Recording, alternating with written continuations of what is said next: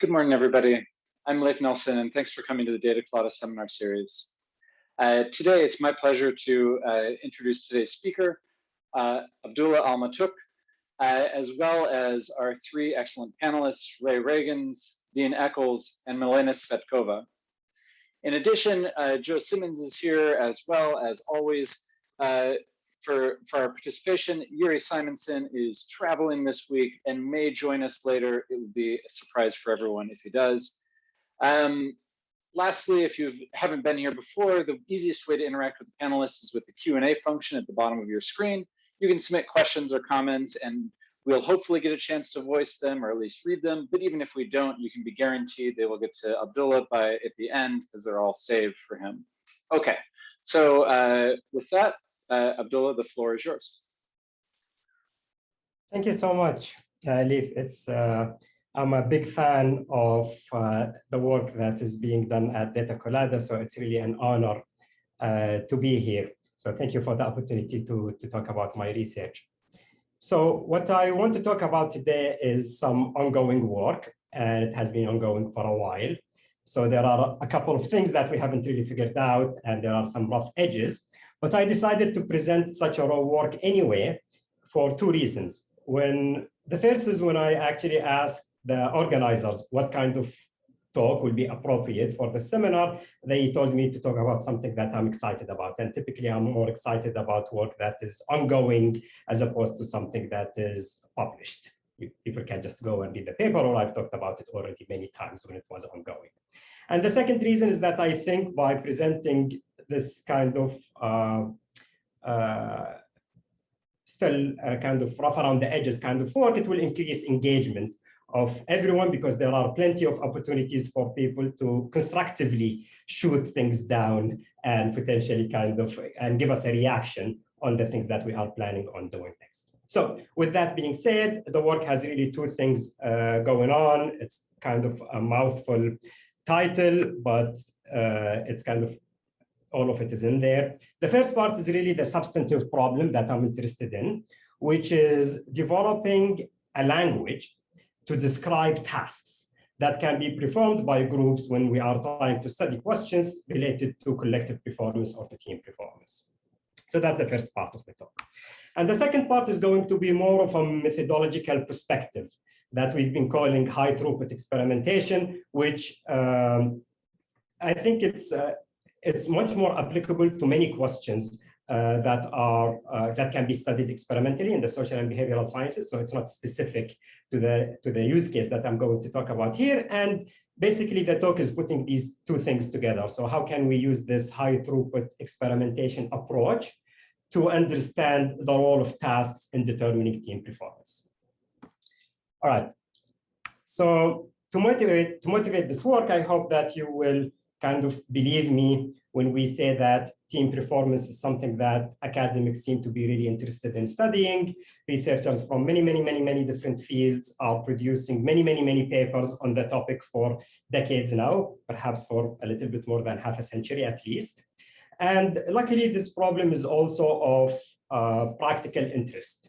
So you have a bunch of managers and HR departments in many organizations all worried about how to optimize team performance when they are performing some kind of a task. And roughly speaking, a big chunk of this literature is about the question of whether or should we bother with teams at all, right? So in other words, should we have people go through the pain of working together, or are we better off just assigning the tasks to individuals who can work on these tasks independently? Right? So we put people in a team, have like 3 people work together and produce a single outcome, or should we assign it to 3 individuals who never interact with each other and they kind of produce that out? And another chunk of this literature is concerned more with group composition. So should you decide to actually assign the task to a team, what makes some teams perform better than others? Why some teams are productive and they are synergetic, and why some other teams are very unproductive and can't get things done?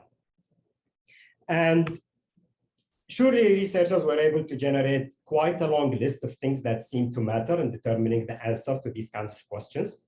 And the problem is that the literature is also filled with seemingly inconsistent or directly contradictory results, and not between these variables. So pick anything from this list, say, I don't know, like cognitive style diversity or skill diversity.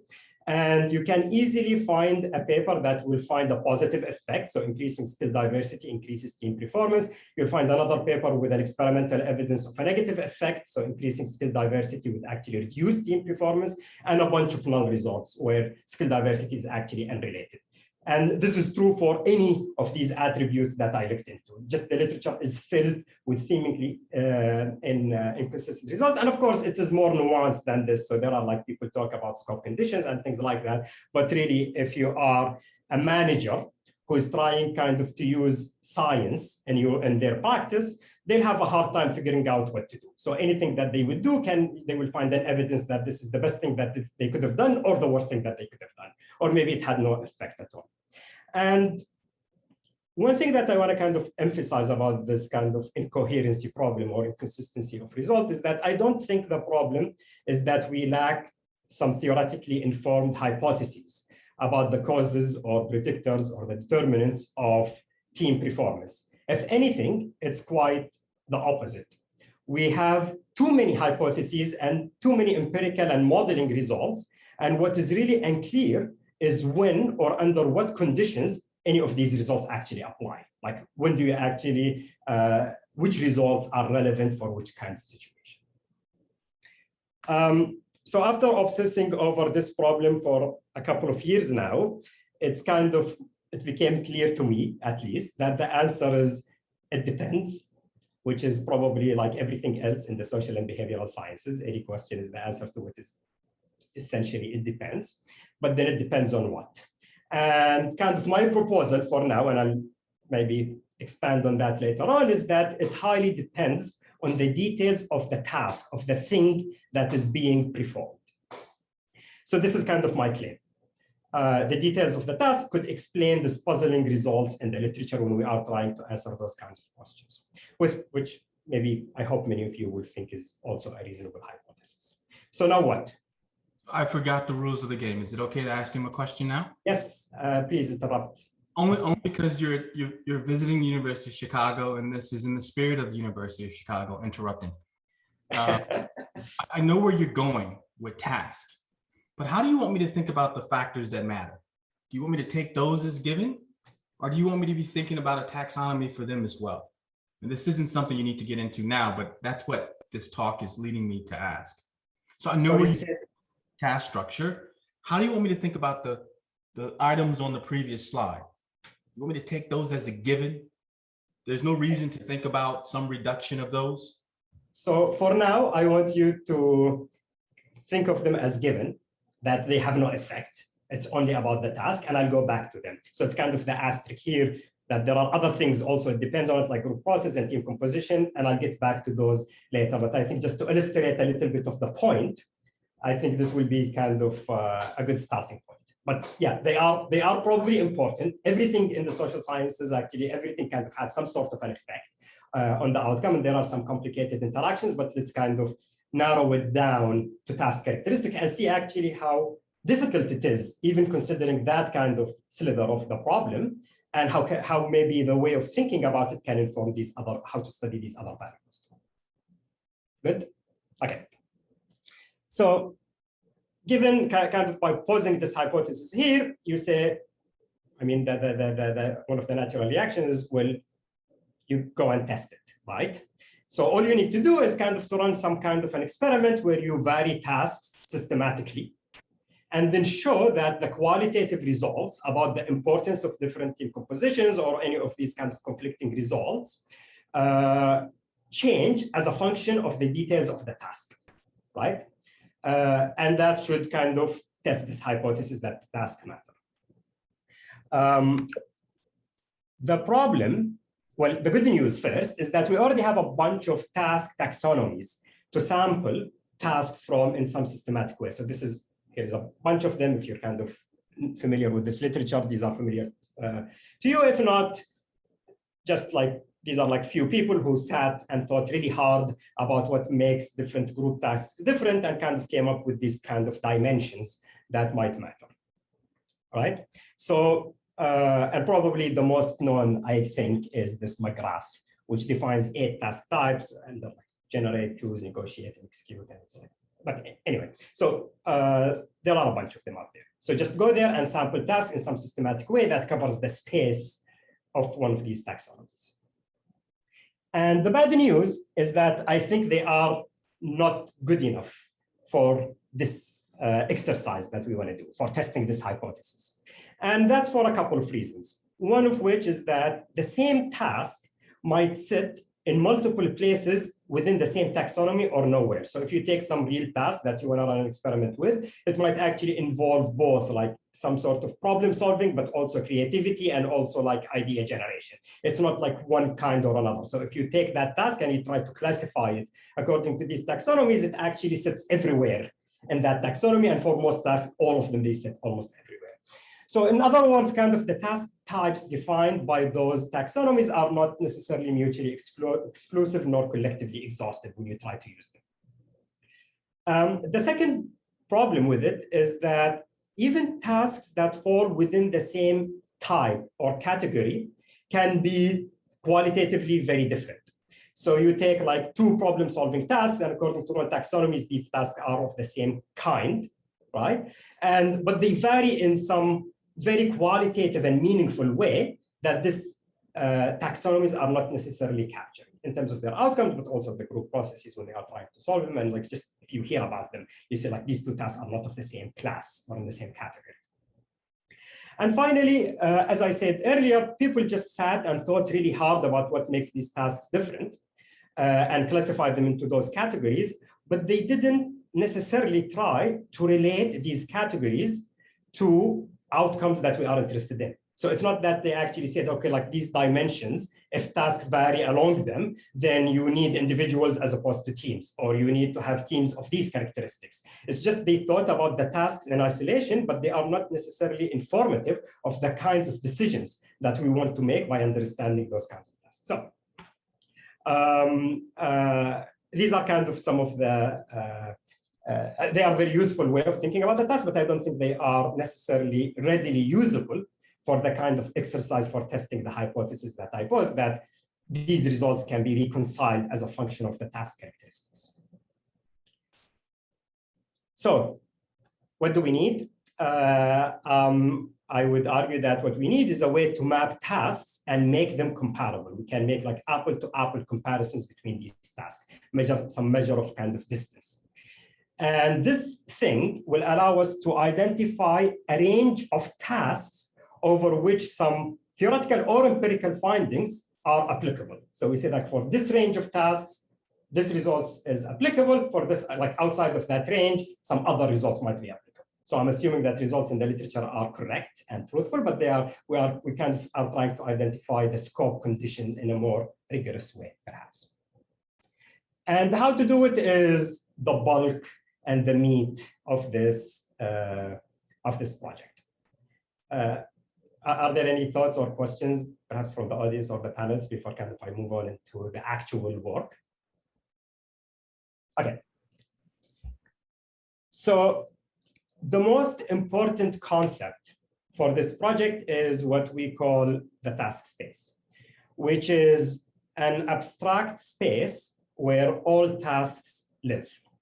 This is where we're starting from. So you can think of, if you're kind of used to thinking in perhaps in terms of matrices, you can think of the population of all tasks as the rows of this matrix. And the columns are the attributes or the features that describe those tasks. So each task is described by a vector that describes what that task is. So how do we actually operationalize this thing? For the tasks, we started from, so we tried a couple of things actually. Maybe perhaps I should say what didn't work, because maybe some people have some ideas of how to get them to work.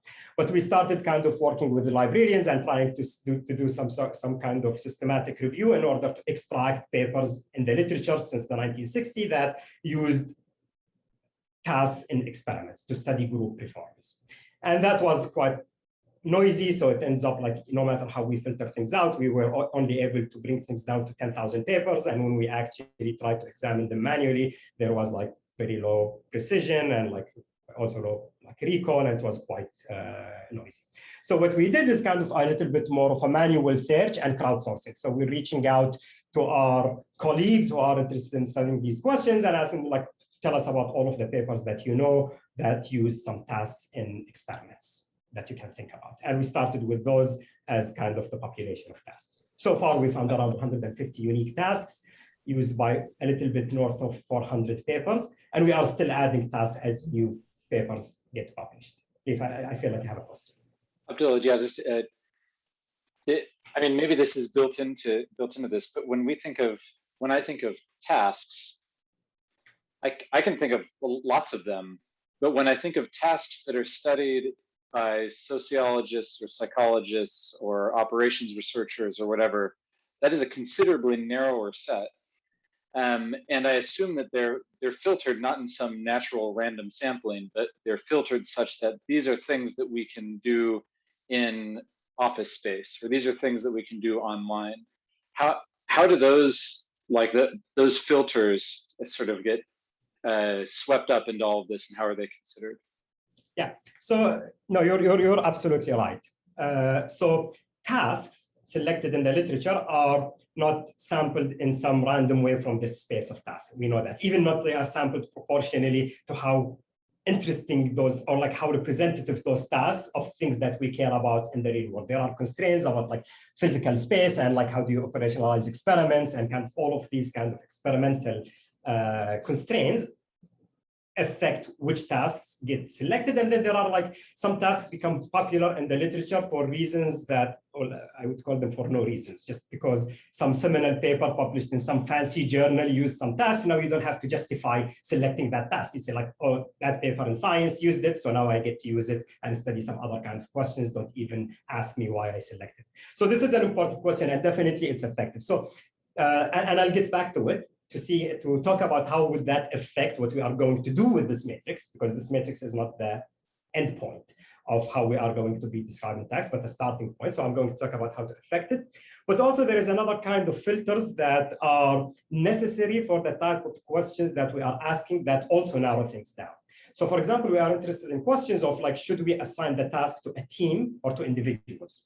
So the task has to be defined at the individual level too, as well as for the group. And there are some tasks that can't be done by individuals, not because they are too complex or too large. That's one way that building a car, like in theory, an individual can do that, but given infinite time and infinite resources, an individual could do it in theory, although in practice it's impossible.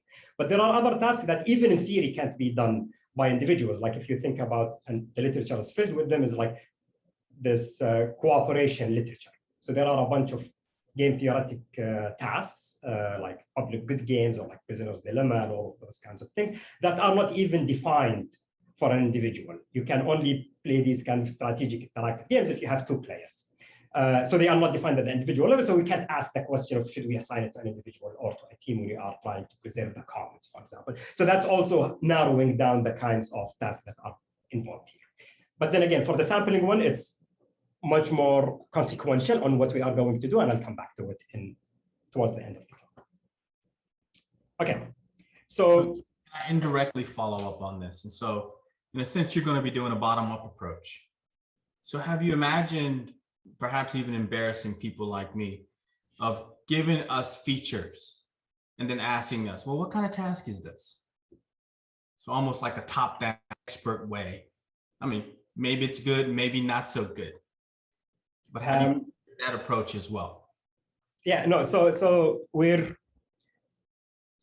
relying on experts in multiple ways, right? So now I'm talking about step one, which is just the collection of the tasks. Now, when we start to featureize those tasks, which I'm going to talk about in a bit, we are doing that in multiple ways. And one of these ways is going to be embarrassing experts. But we are also trying to embarrass experts with the collection of the tasks. So it proved to be more difficult than we thought, because we need to be able, just even before we come up with the values of those features, which I'll talk about in a bit, just the collection of the tasks is extremely difficult because we have like an army of RAs going through these papers that use these experimental tasks. And now we need to describe those tasks in some standardized way, like instructions, material, like the materials of the task, the material of the task. So the instructions, I don't know, maybe a screenshot of the task, the goal, how do you evaluate performance? We want to extract this information from those tasks. And in particular, like maybe perhaps older papers, it's extremely ambiguous. Like you read the paper and you couldn't even know or like understand what the task that what was used in that paper is, let alone getting access to the material to be able to re-implement that task. So we've been like emailing the authors whenever it's possible and trying to kind of either make judgment calls about what we think. So we make decisions. Sometimes we split the task into multiple tasks, depending on different ways of understanding it. So it will be split, one task will be split into 3 possible interpretations and it will become 3 rows in this matrix. And in many cases also we reach out to kind of the authors and just kind of try to bug them to kind of provide us with answers to those questions. So please don't reach out to me, but I was just imagining if you had the features and then show them the features and ask them, okay, it has these features, what is it? Yeah. So just showing them the features and say what would be a task that satisfy these features or have those values. That's an interesting point. No, we haven't done that. But we seem like it could be a way to fill in some empty parts of this space or something. Yeah. No, that's a very interesting and it's quite a good point. Yeah. So we'll talk a little bit more about features and also empty regions in the space. So features, so the columns of this matrix basically is the union of all existing taxonomies and any one-off paper that we found about any task feature that anyone think is important for anything. Right? So we just like went back into literature and we started with those kind of taxonomies. And one thing that we realized from those taxonomies is that actually many of the dimensions that they describe about the task are not only a function of the task, but also a function of the population or the people who are performing the task. So for example, familiarity with the task, or do you encounter this task in the real world? It's not fundamentally about the task, but it's a function of the task and the person, because it might be familiar to someone, not familiar to another. Or in one culture, it's commonly you observe that you encounter a task like this, but not in another place. So we had to filter those out. So actually, if we just take the union of everything that people claim to be a feature of the task, the full dimensionality is 78 dimensions. But if we filter the ones that are not purely about the task, they are also about other things, then it becomes 42 dimensions. And they are, of course, not independent. So sometimes 2 different taxonomies will touch on the same dimensions under different names or some different kind of ways of describing them, but they are the same. Even if they are overlapping, we kept them as like sanity checks and also kind of for the integrity of this matrix. So that's kind of where our columns come from. And then we had to kind of come up with values. So for each task we found that is used in the literature, we have kind of to get raters to actually map or rate that task, fill in this kind of 42-dimensional vectors for the task. And we tried a bunch of things with crowdsourcing, reaching out to experts and things like that, things that was like we tried pairwise comparisons and different ways of doing it. The thing that seems to work is some sort of a 5-point agreement scale and kind of coming up with statements that try to capture the essence of what those dimensions proposed by the taxonomies in the literature. So things like, does this, the success of this, like, do you agree with the following statement? The success of the solution can be immediately measured, or does the group submit a single solution together?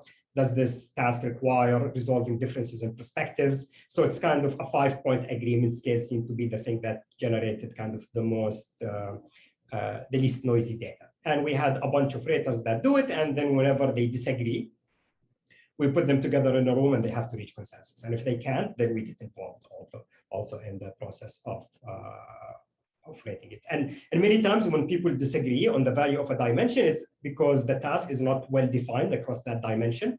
And once you define it, it becomes multiple tasks. So this task could have a version with differences of opinions or without differences in opinions. And that's why people are disagreeing about it. And then we would have it as two rows in our matrix, because it became two different tasks. They vary along one of those dimensions. Okay. So this is now kind of the filled in matrix. Tasks from the literature, the union of kind of taxonomies with filled in values.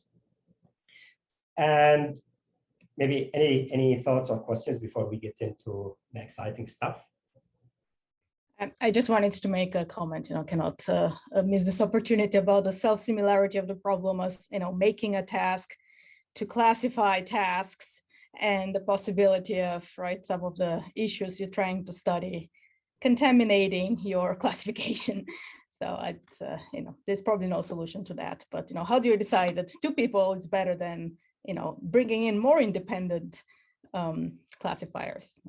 Yeah, so that's a valid question, and we've tried a bunch of things. So even like at some point we had we tried to crowdsource it, and basically when we have like we look at inter-rater agreement across rows and across columns, right? So across features. So and we rank them according to their inter-rater agreement. So when you have a task that has low inter-rater agreement across its features, it indicates that the task description is not good enough. Right? Because the task is quite vague, that across questions, across columns, people disagree on what the values are. So we go back and we try to revisit the clarity of the description of what the task is. If we have a column, a feature, that across all tasks has high low inter-rater agreement, it tells us that perhaps that feature, that dimension, is not clear enough to the raters, such that they can access that they are not agreeing on it like across all of those tasks. And we started with that, and that actually was a very good way to quickly iterate over the quality kind of how do we describe the dimensions, and giving people examples and kind of guiding them into what does the dimension is trying to capture, and also the quality of the descriptions of the tasks. But once at some point, still it was noisy, and we stopped from crowdsourcing and had like trained raters. And with trained raters, even as independent raters, when we used two of them, the inter-rater agreement was quite high. Like, so in most tasks, even when they did it independently, they reached exactly the same values. They didn't disagree on most things. And that's why we were stopped. And only few that had issues, and we kind of forced them. We looked at them, but also kind of joined them when they tried to reach consensus on why they have disagreement. And we learned a lot from that about like the vagueness of the operationalization of these things. But yeah, if anything, when we were thinking about this project a couple of years ago, we thought that we will be done in 6 months. It's 2 years later, and we're still just figuring out like how to get a reasonable quality way of just looking at what tasks people have used and what features matter about the task and how to get up to the rating. And we're still open to improving it and working on it. Like, we're not completely satisfied with many aspects of it. But that's a very, things are much harder. Actually, even maybe we have a bit of time, I'll note that one of the challenges is that people talk about the dimension, about the task, but then there are so many different ways to interpret that dimension, and it's very hard to ask a question to people where the answer is a value for that dimension. So you compare tasks across that dimension. That's why we had like this pairwise comparisons. We show you two tasks and we tell you like which one has more of this. But this is actually the thing that we are trying to get the rating is quite hard to, even for us, like the researchers, to actually fully understand. And we had to make a lot of judgment calls on those things. Anyway, moving forward. How should we think about how much of this that you're doing is specific to tasks? I mean, if I was sort of interested in, something else like social conformity in different contexts or in different behaviors, could I kind of apply the same approach there? And would we think that it would fail there because we think that maybe a bunch of that is harder to articulate or harder to make legible of what about certain situations makes, conformity function in a different way, or something like that, or and maybe that's also a warning about what could go wrong here. How much are people able to, produce these classifications, or how much like common cultural knowledge is required to produce these classifications? That's a different way. What if I'm interested in marketing strategies across products? Yeah. No, so I think the methodology that I'm going to describe, so I'm actually very excited about the methodology, which I'll dig deeper into right now, but it's usually easier to start with the substantive problem and let the methodology reveal itself and its value than the other way around. But I think it's much more general. So in the case that Dean mentioned, for example, you're interested in conformity, sometimes people conform, sometimes they don't conform, and there is like a bunch of theories about like conformity and when people conform. And then kind of the analogous approach to what we are doing here would be to take the union of theories as dimensionalize them as the columns, and then come up with situations that fill in that space. And then you do the things that we are going to do next, which let me talk about them and then come back to how would that, for example, apply in the conformity case. But now let's like make it concrete with this particular one that I have better understanding of the space of it. Okay, so this is the picture, just to make things easier, of the matrix, how it could look like. So every task, so these are like different tasks that people have used. Every task is a point. It's this high dimensional point in some space. So you can see that the room assignment task is closer to the N light bulb game, and they are further away from the story writing, but the story writing is closer to the ad writing. So all of these tasks are just like points in a space. And there are a few things I want to note. So I'm a very visual person. That's why like I transformed that matrix into a picture.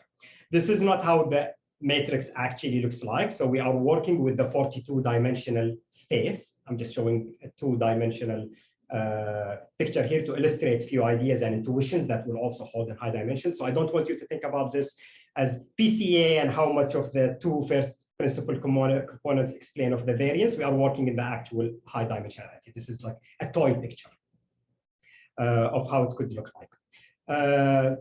And another caveat is that what I'm going to show you next is what we are currently doing, and some of the I show results that are fake for illustrative purposes. So it's like what we are doing and what we are hoping to get out of this. So don't take it as this is what we actually found in the studies. Okay, so let's ask at once. So what can we do with this space? We went through all of this pain. It's been more than 2 years. We have this matrix. What are you going to do with it to test the hypothesis that we started with?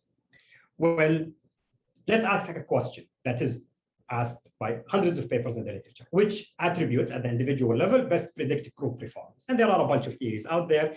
Some people like, the one factor that people are interested in is like cognitive reflection. So things like the cognitive reflection test, whether people are analytical problem solvers or if they are like intuitive. Social perceptiveness, so typically tested with this like reading the eyes in the mind test or whatever. It's just kind of a measure of theory of mind. And there's this hypothesis that if you have good theory of mind, you can work better as part of a team. And cognitive style diversity, so people with different cognitive styles. So these are 3 factors, and we want to know which one of those actually best predict team performance or determines team performance. So typically what we would do, we would pick a task, and this is actually something I've done 2 years ago. Right, so we picked a task because this task seemed like it could test this question, this question that we have at hand, which individual attributes best predict team performance. So this is the Rome assignment task. It's just a problem-solving task where people have to assign students into dorm rooms. They have a bunch of like preferences, payoffs in this table. They have some constraints, and you want to kind of solve that assignment problem in some kind of a team. So we picked that task. We ran an experiment, so we measured the cognitive reflection, the social perceptiveness, and the cognitive style of the individuals. We randomized them into groups of varying compositions. So we have like high and low in all of those dimensions and create teams that cover this kind of, that cover the entire space of those 3 factors. And we found the result that is cognitive reflection is the most important thing, which is, it has the green legend here. So cognitive reflection is the best predictor of team performance.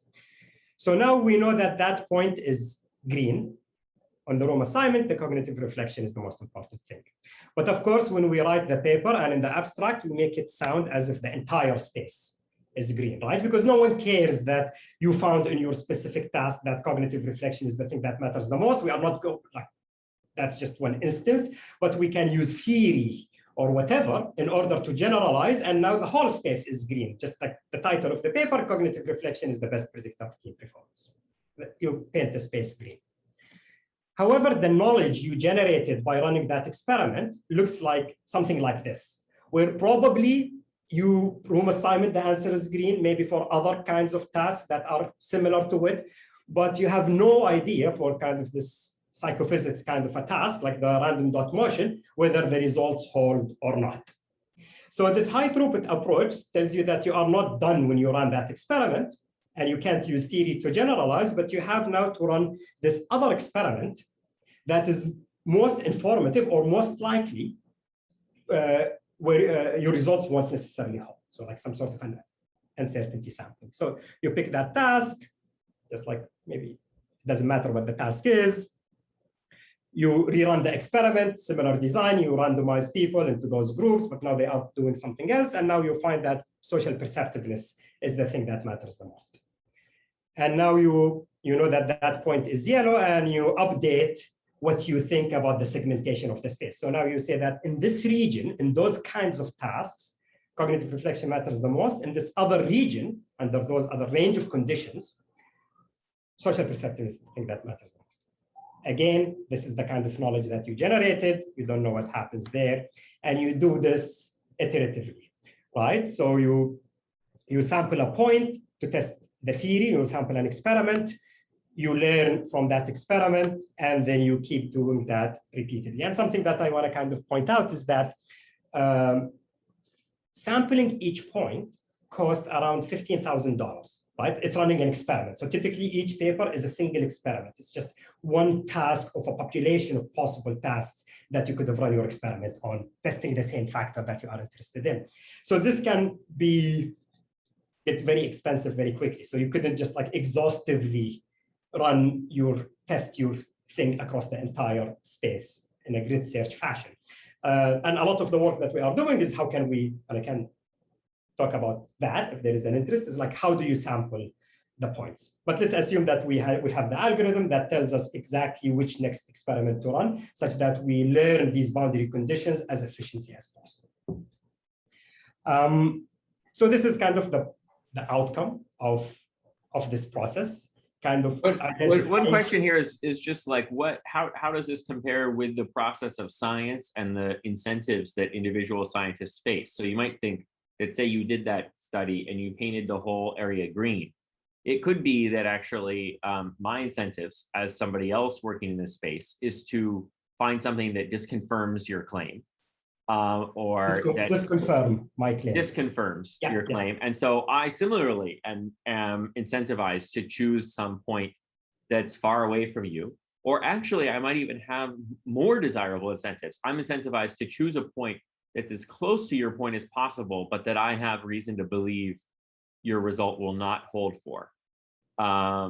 Right? And so just, thinking about, in some ways you could do this in an algorithmic or an organized kind of top-down way, but also how does this compare with the data generating process created by some of the incentives for individual scientists? No, I love this question because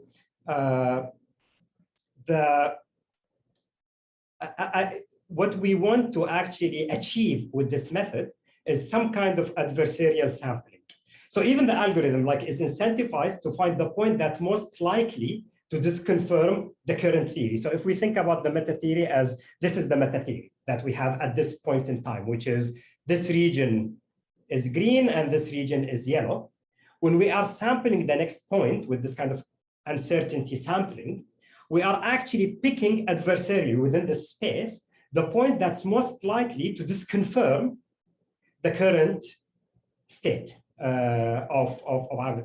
So that's kind of the algorithm is trying to achieve that. If we can do that also manually, if anything, that's good because we can in the first scenario that you've mentioned is your sample point that is very far away in the space, or maybe even generating a task that is not part of the population of tasks that we have, that this confirms our results. And that's perfect because we add that task to the rows of this matrix, and then we learn from that point. So we replicate that point first. If it's like someone who's trying to disconfirm us like in a different setup, is to re-implement that task and rerun it. And if that point has a different color in this area, then that's perfect. We learned from it, and now we updated how we actually segment the space. And this is an iterative process. I don't think that there is a point in time where a map is final. And I'll talk about, and then the second point you brought up, which is a point as close as possible to this green cloud that has a different color, which is yellow. Right? That's a harder one to defend against. But let me get back to this in a couple of slides. So if you ask a different question, so we asked which individual attributes best predict team performance, and we have these things. This could be the map that we generate. If you ask another question of do groups outperform comparable individuals, you end up with a different segmentation of the space, right? The boundary conditions depends on the question that you are asking. So the answer again, do groups outperform comparable individuals? The answer is it depends. But now we can tell you it depends on what and how. And then for a new task that we've never used, you can project it in the space, and we have a prior. So a task that falls in here, we think that it's going to be blue. So interacting groups are better. And it's a prediction. So we are forcing this theory, if we consider this to be a theory or contingency theory of when things apply. It makes a prediction, and we can test this prediction in an out of sample setup to actually see whether we trust this theory or we have to update it and do that continuously. So what can we do with this? We can generate new tasks. So as you mentioned, so some of you commented, the sampling of the tasks in the space is not uniform, and it's not guided by any systematic process that we know of. Most of it is convenience, constraints, and just like some preferential attachment to papers with high citations. But there are empty regions in the space, and they are, and we can deal with them in different ways. There are regions that they are empty because they are infeasible. So they are like just logically impossible to have tasks that have these characteristics, right? To have these values in column A and these values in column B, just like you can't come up with a task like that. Or tasks with those characteristics are tasks that we don't care about. They are not representative of any tasks that we care about in the real world of those dimensions. And there are empty regions that are actually, we genuinely care about tasks with those characteristics, just no one sampled them because of the way that we've been running experiments on tasks in the past, and we are informed by the literature. So we are not getting out of the way. And this is, I think, where the idea that Ray suggested would be interesting, which is kind of to reverse engineer this and give people dimensions or tasks, like ask people to come up with tasks that satisfy certain features or have certain characteristics to them to fill in these parts of the space that we want to perhaps learn more about. Another thing that we can do is generate new features. And I think tell me, Dean, if it gets at your point. I think it gets at your point to a certain, in one way, but not necessarily the incentive or like the scientific enterprise. But the idea is that here we have this cloud of green points, and someone came up with an adversarial task that is on top of another task that we have. So according to the 42-dimensional vectors, they are identical. They share the same attributes exactly, not just close to them, they are on top of each other. But it has a different color. The qualitative answer to the question is different. So what this tells us, or what this could tell us, is that the 42 dimensions we have are not capturing some meaningful differences across those tasks. So they vary on the 43rd dimension that we have to hypothesize about. So here is where kind of the human creativity comes in. But what this approach does, it highlights specific observations. It tells you like these observations, you need a way to reconcile them. According to the task space, they are identical to the union of current theories. These things shouldn't differ, but they differ. So they are come in some latent space that we have to discover. So that's one way kind of to deal with that. And this is okay. That's the hidden feature. And I think there's where you might also want to use experts. Right? Yeah, so this is like this is the role of theory, right? So theory does two things here. Theory defines the space, but what we are doing, so typically what we do is we have a theory, and there are hundreds of theories about the same thing, potentially in some areas. There are many theories about how people make decisions under uncertainty, and there are many theories about, like you can enumerate several theories about the same thing. But I think the problem with how we typically run experiments to test theories is that theory guides which experiments we run.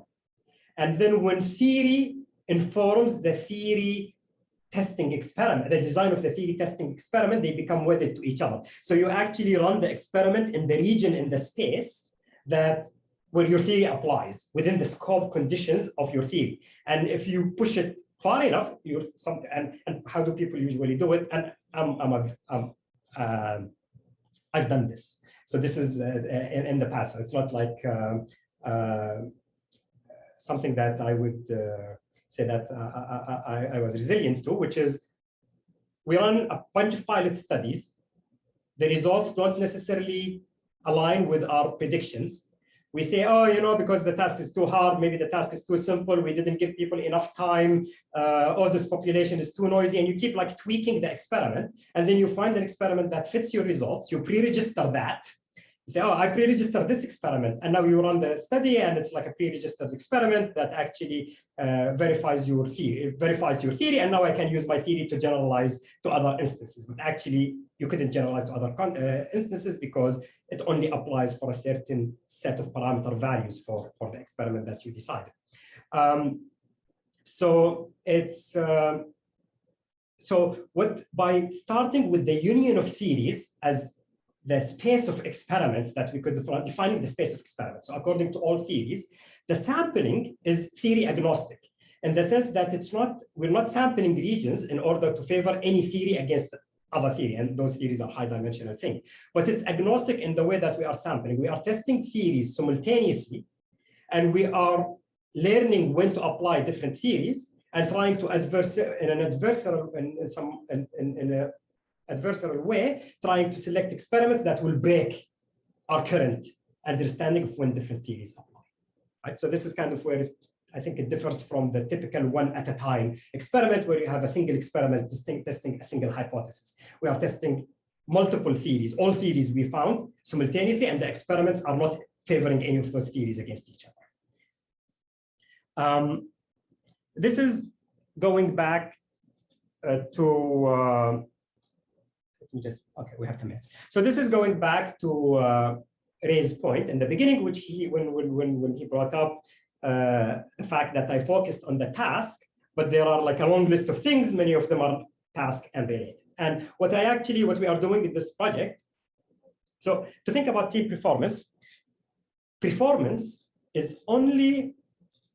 be operationalized, it only can be measured if a group of individuals which have some characteristics to them, whether you measure them or not, they do something, which is a task that has some characteristics to it, under certain conditions, some allowed processes. So for example, we gave like time limit, whether they have to reach consensus, or there is like leadership.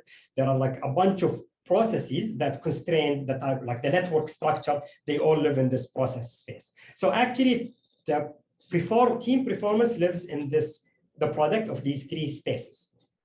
A team doing something under certain process kind of constraints.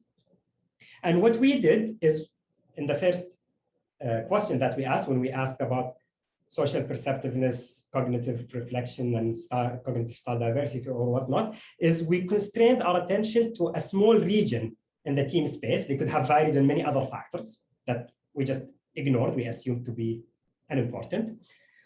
We fixed the process space. So all of the experiments that we are running are online on mTurk, where they have to reach consensus on the answer that they are going to submit as a team. And there is they have a chat window, and that's kind of the process where they are going to perform the task. And then we scanned the task space. We tried to cover the task space to understand these contingencies within the task space.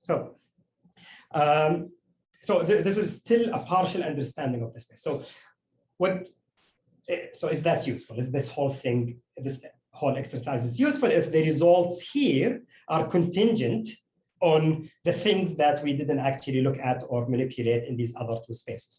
And the best answer that I was able to come up with is we either say that, yes, like we can't generalize or like say these results apply to other points in the process space or under different like characteristics of the population. But another one is that this process actually allows you to have priors in the other two spaces. So let's imagine that you have a theory that online interaction is different than face-to-face interaction. So for example, social perceptiveness is more important when people interact with each other in a physical space than through a chat online, because that's when people can read facial expressions or other things. So that's the theory. And we didn't test that. And we only measured social perceptiveness in an online setting across different tasks. Physical face-to-face experiments are much more expensive to sample. So some points in the space are more expensive to sample than others. And what we've done with this is actually using these results as prior of where social perceptiveness matters, actually informs which face-to-face experiments to run, so which tasks we should use for those face-to-face experiments, such that we know the contingency or the interaction of face-to-face and the results and the tasks that we have with increased efficiency, right? So now we don't have to run as many face-to-face experiments, but only with 3 or 4. You are picking the ones using the prior we have about the online experiment. So you have this kind of transfer learning approach to it. And the way of sampling, for those of you who come from like CS or like machine learning background, it's very similar to active learning. It is actually active learning and some kind of like Bayesian optimization that we are using to select those experiments. And I think the value, one thing that people bring up is what's the value of theory in all of this. And this is the last point that I usually end up with, but we kind of went over it through this through the interaction with the panelists. But theories are what defines the experiment space. So we go back to conformity, for example, or like decisions under uncertainty. That's something that many JDM people are familiar with. So you have these gambles.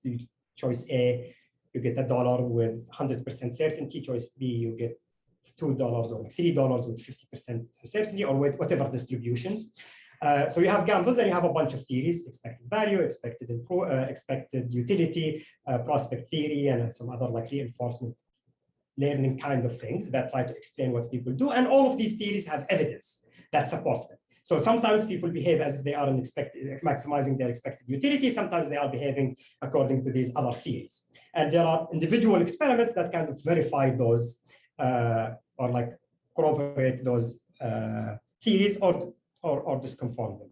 And what this would say is that actually featureize those, take the gambles and describe those gambles as, so the gambles are the raw, the features are the characteristics of the gambles, is the distribution, like could be the distribution of probabilities and payoffs or something like that. And Tom Griffiths at Princeton has a recent science paper that they did something like that, and they described gambles as 16-dimensional vectors, like depending on the payoffs, how easy it is, and things like that. And then you can generate a very large number of gambles that are different from each other in some according in those features. And then by sampling that, they showed that actually based on the characteristics, so if it's easy to calculate the payoffs, people behave according to theory A. If the payoffs are very hard, then you have to do the math to actually look at the expected value or the of that choice that you are making. Then they switch and behave according to a different theory. So it's not that one theory is correct or another, but there is some sort of a meta theory that tells you when to apply which theory or what are the situations that people apply in one case or another. And similarly, I would think about like conformity and things like that is kind of trying to come up with a space of all of the possible experiments, the parameters of the experiments that you will run, and sample them in a systematic way that is agnostic to any specific or any individual theory. So that's kind of where I'll say about like the interaction with theory and human creativity comes in. So again, this has been a very large effort, and I want to acknowledge the collaborators that I'm working with again. So a bunch of them have joined in at different points in this project. So Duncan Watts. I actually started this when I was an intern with him at Microsoft Research, and I was trying to finish my thesis, and I couldn't just make a coherent story about what I was trying to do and how does it fit with the broader literature. Mark, Linnea, and James all at Wharton, and there is like an army of RAs and support staff that is helping us with the logistics of implementing, running, featureizing those, extracting things from the literature and administering the experiments. And that's my time. Thank you.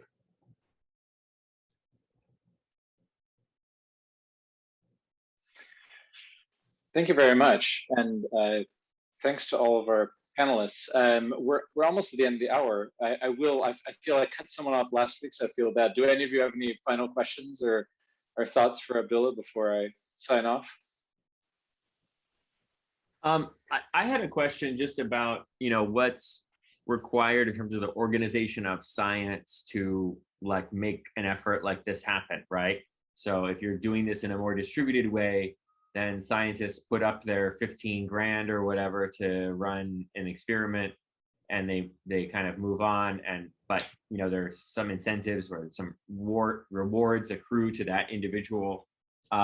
So what's the model of kind of scientific, sociology of science and the individual incentives that encourages this kind of effort?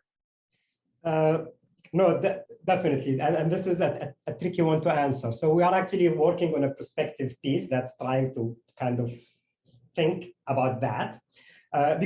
So let's consider again this literature that I know of. So there are papers since the 1960s about team performance, hundreds if not thousands of papers. A simple question like, should we assign this task for those conditions to a team or to individuals? We don't know the answer to. So this seems like one of the simplest questions you could ask about team performance. Should I give it to a team or individuals, a team of which size or what composition? Like these are the basic questions. I've been reading the literature for years. I've been talking to experts. We don't know the answer. Like literally, the best thing that managers can do is do whatever like they think works. Science can't inform it. And there are hundreds of papers. And if we look at it, those papers typically run those experiments for 15 grand. So when they budget, for example, for grants, they would budget 15,000 for human subject experimentation, but then most of the budget would go to labor. So we have 60 years of money being spent on this question that is probably in the hundreds of millions of dollars, where data collection has been a small portion of it, and most of it is labor cost. And if we continue doing so, I think we'll just like keep spending, throwing money at the problem, and there is no way to put these results together. So this paradigm actually concentrates resources such that now each paper has many, many more experiments, and each paper has its own meta-analysis of the experiments that they are performing in some systematic way. And I argue even if the cost per paper, which is a set of experiments, a sample of experiments, becomes a couple of maybe an order of, or two orders of magnitudes higher, it is still much more efficient use of resources than doing things one at a time in a way that we can't put together. So that's kind of the more like argument of resources put for doing this high-throughput experimentation. But then there is also the kind of, as you said, the sociology of science. Like people don't want to run their experiments as part of your space, right? They want kind of to have their own thing, and there should be some sort of an ownership, and there is creativity, and there is all kinds of incentive for people not to want to be part of someone else's thing. And there are a few ideas there about like our examples of mass collaborations that happen outside the social sciences that enable those kinds of scaling up, sharing of resources and scaling up doing science in a way that works. And we have some ideas of how much there are examples now, and also like in psychology, there are a bunch of them. And there are some ideas of how can we do that for those kinds of experiments. But kind of a concluding remark on that, I think the first step, and this is kind of on us, is to show that an approach like this first is feasible, because some people argue that you cannot do that for logistical reasons, for cost reasons, for tool, whatever. How do you analyze the data? How do you construct the space? How do you sample from the space? So they say it's infeasible. So the first step for us is to show that this approach is feasible. And the second is that it can be rewarded. and rewarded in two ways. Rewarded in the sense of we learned something that we couldn't have learned by just doing business as usual, and rewarded in the sense that it gets accepted by the scientific community. So you get to publish that in some fancy journal, and it could help you get tenure or whatever, in order to kind of, for adoption of this perspective or this paradigm of experimentation becomes more acceptable. Sorry, Joe, I saw that you wanted to ask a question, and I spent a long time trying to kind of articulate these thoughts. Do we have a minute, or we're too? We're over. I think Joe has a quick question before we go, though. I'm actually not sure it's very quick, but the thought was that, I mean, there's an optimistic message in what you're saying in terms of like how we can sort of acquire generalizable knowledge. But then in order to do that, you really do have to be able to define this kind of task space. And when I think of like, for example, if I think about the use of nudges in like field experiments to try to solve social problems, it's like you might run this field experiment in Bangladesh that cost $20,000 or $100,000 to solve this particular problem. You might try a bunch of things. One thing might work. You have no idea whether that generalizes to another problem in Bangladesh or the same problem somewhere else or a totally different problem in a totally different circumstance. So I think what basically the lesson I get from this is like, man, it is really hard to acquire generalizable knowledge. And in some sort of big parts of what we do, I think it's almost virtually impossible to define the task space. So yeah, so this is a very interesting point, and I've been thinking about it for a while, right? So like in terms of generalizability, we have some sort of a spectrum. At one end, universal laws and things that apply and they are true everywhere. And then at the other end, I don't know if we have a name for it, but we have like each object, each setting, including time, it's unique thing. And the answer, even in Bangladesh, the answer today to whatever intervention work does not apply tomorrow because things have changed, even if it's only time, such that it no longer applies. So each point in the space has a different color and there is no pattern to it. And you couldn't generalize from one experiment even to neighboring experiments. So that's one extreme. And then in the middle, you have some sort of like theories of the middle range, where you say like, okay, like it's not universal, but it's not every object is unique. And there's like a range of generalizability. And if we believe, and this is what I believe in at the moment, which is that there is a range of conditions for which some of these results apply. And typically we speculate about them in the discussion section of a paper, if at all. And I'm thinking about like, how do we take them seriously and know what the boundary conditions are? How do we sample things inside of it and outside of it to know that there is a line, some sort of even a line between them? And that's kind of the theories of the middle range approach. If we go through this exercise and we see that the task space is just like this rugged, patchy thing where you can't generalize anything to even like any small perturbation to other tasks, it's one of two things.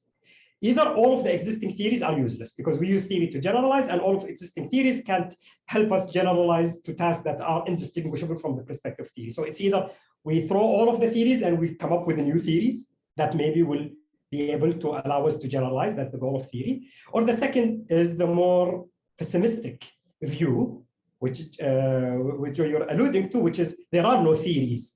That like there are the limits of generalizability and predictability in this domain is zero. And then it requires a different approach. We shouldn't do science. We should treat it as an engineering problem, which is what works in this exact context and this particular point in time. And how do we do it as efficiently and as fast as possible? So like it's the Facebook problem. When they run experiments, they don't generate generalizable knowledge. They just know what maximizes click-through rate today on my participants in this particular country on my platform. And maybe that's the approach to solving those problems. Thanks a lot. Excellent. Thanks for the question. Thanks for answering that, Abdullah. And thanks to you and all of our panelists for being here today. And to our attendees, it's been great. Everybody enjoy your weekends, and we'll do this all again next week. Cheers. Thanks, everyone.